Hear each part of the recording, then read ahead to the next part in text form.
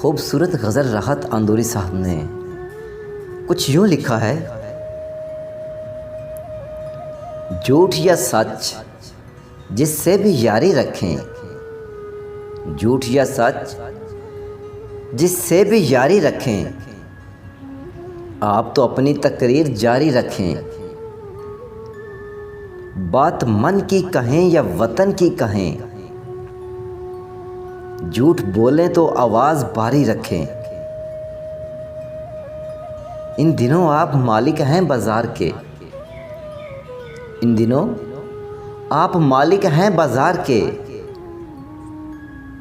जो भी चाहे कीमत हमारी रखें, जो भी चाहें कीमत हमारी रखें। आपके पास चोरों की फहरिस्त है, सब पे दस्ते करम भारी भारी रखें, सब पे दस्ते करम भारी भारी रखें।